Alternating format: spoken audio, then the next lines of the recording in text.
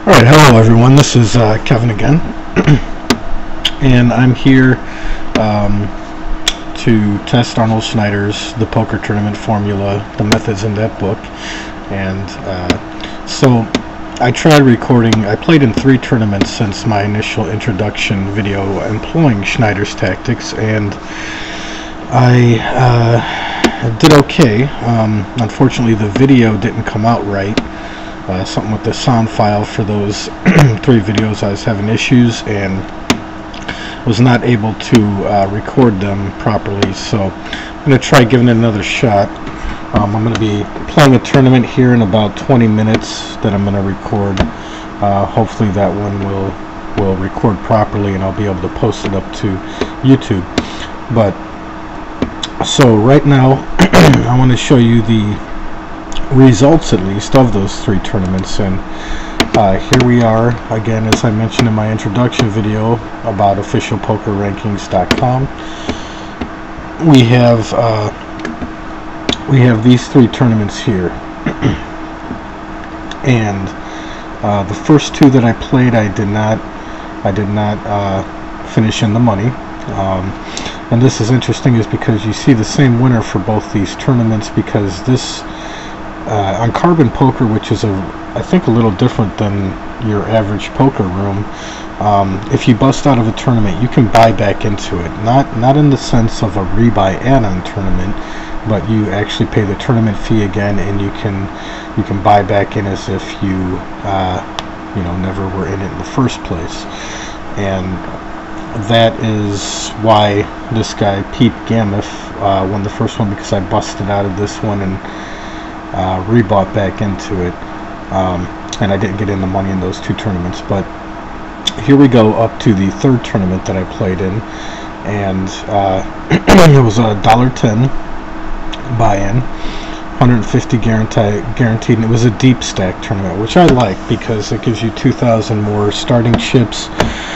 Rather than starting with 3,000 chips, you start with 5,000 chips, which gives you a little bit more room to play, and that's kind of the kind of tournament that I like to get into. But so here we have it. All in all, there was 205 entries, and I did make it to the final table.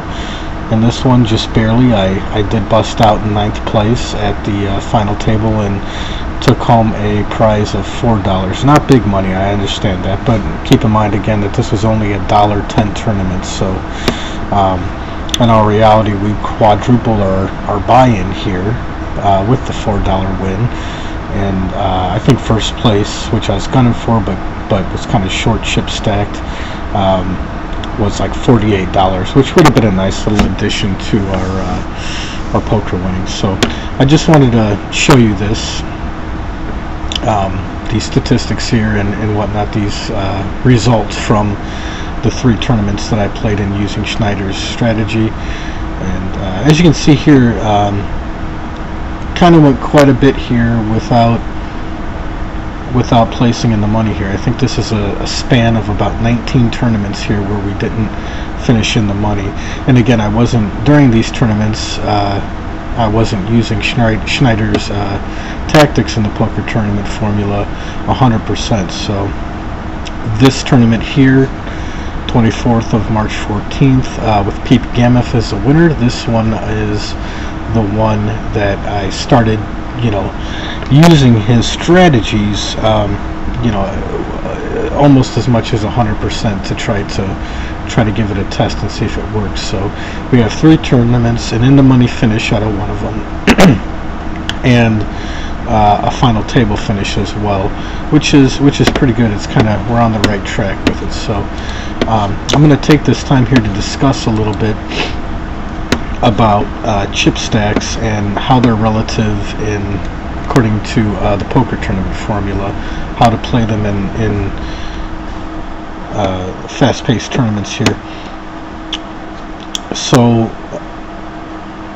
first off, as you can see here at the top, what I've done is basically is Arnold's breakdown of chip stacks and what hands to play and how to play them.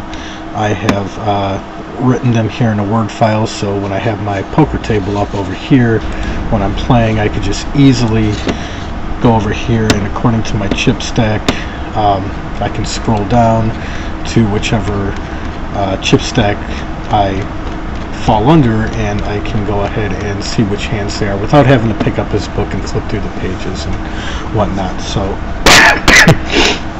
let's talk a little bit about this. So a long chip stack, now that's the position you really want to be in, and this, according to Arnold, is 51 plus big blinds, having that size of a chip stack. So here's some of his suggestions of what to do. I'm not going to go ahead and go through these. This is, you know, basic poker knowledge, almost maybe deviating from your standard Poker Pro starting hands a little bit, but like I said, pick up the book if you want to get a fuller idea as to why he's suggesting these hands and whatnot. The one thing that you're going to see me do in these tournaments that is going to probably seem kind of crazy to you, and it's what I want to point out, is playing in late position, and that is what Snyder says is a very one of your most useful weapons is position at the poker table in a tournament, in a fast-paced tournament especially. So you're going to see here late position. He recommends when it comes around to you and you're in late position, meaning either the cutoff or the button, and actually he wants you to employ this tactic. Even a third position, which is to the right of the cutoff. So late middle position, the cutoff, and the button. He suggests raising first in with any two cards. Now, this is usually in an effort to steal the blinds, naturally, because the blinds are going to increase and we want to keep our chip stack relative to the blinds. So he's going to say raise first in with any two cards. Not too much of an outlandish idea here. A lot of pros do this, something similar to it, but it's his suggestion of raising with any two cards in the third from the button seat, which is kind of rare, and the reason why he says to do that is because people aren't going to really believe that you're stealing from that position seat at the table. So there's that, and here's another thing that is really kind of wacky, according to most pros, and that is when you're on the button, when you have the best position at the table, he wants you to limp in or call, you know, if there's other limpers, limp in, and if there's not other limpers, if there's a standard raise, to call the raise with any two cards on the button. Now, to a lot of people, that's going to seem almost maniacal, dangerous. Why are you doing that? Why are you calling a raise with any two cards? And so what does Snyder dedicate as a standard raise up here? I have it. A standard raise to him is 3 to 4 times the big blind. So about 2 to 4 times. If anybody raises it, you know, just a min raise, or raises it up 3 times or 4 times. When you're on the button and there's one raiser, go ahead and call with any two cards. And the idea behind that is that you know, people aren't going to make their hands on the flop 100% of the time. So just because this person is raising doesn't mean that they're going to hit their flop necessarily. And a lot of the times when they don't hit their flop, they will check it to you. And Snyder sees this. Pardon me, my throat is really not cooperating with me. Snyder sees this as an opportunity. If they raise pre-flop, you call on the button, you have position on them, and you get to see what they get to do. So if they check it to you and they don't throw out a continuation bet, a lot of the times you can bet there and take that pot down right there. So that's kind of why that is why he suggests calling standard raise with any two cards. He doesn't want you to do this all the time, of course. Maybe about, I think he says in the book, about 80% of the time you should employ this late position strategy, so to speak. And I've put this into effect, and it does work a lot of the time. Somebody raises, you call with any two cards, they check it to you, and you bet out and you take down the pot. Now, if they bet into you and they do throw out a continuation bet, just fold. Yeah, you called the raise, but you dedicated some chips to the pot, but probably not enough to really hurt you. So if they bet into you, just fold it down. But if they don't bet, he wants you to be aggressive and throw that bet out there and see if you can take the pot down right there. So while we're waiting for this tournament to start, it's going to start in about 12 minutes. I want to go through this long chip stack. Like I was saying, is 51 plus big blinds. You have a little bit more options to play a few more hands because you have more chips to gamble with. We go down to a competitive chip stack, which is 31 to 50 big blinds. And again, you have his recommendations here on what you should play and how you should play. You'll see again the raise first in with any 2 cards in late position, limping on the button, or calling a standard raise with any 2 cards. Now you kind of start to deviate away from that late position with less chips, because you just don't have, if you have less chips, you don't have as much ammo to effectively make those moves. So it's a little different, and we'll go through that here.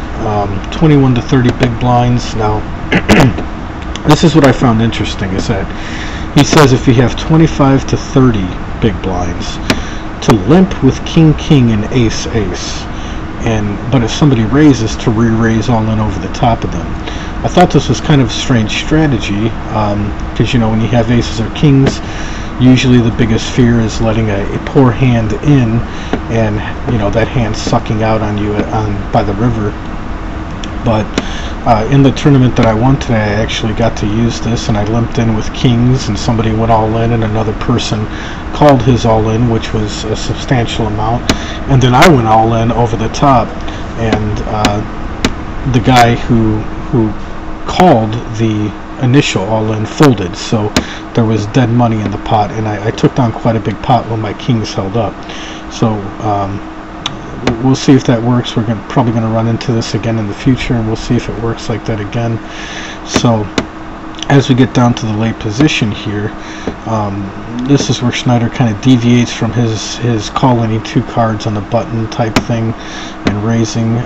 So he says, you know, make your standard late position raise with any 2 cards. You know, that's of course if the pot isn't opened and you're the first in. But if somebody raises standard raise here, instead of calling with any 2 cards when you have this few of chips, he's asking you just to call with you know, only if you have an ace in your hand. So that's where it changes a little bit. So then we'll get down to the final 2 chip stack.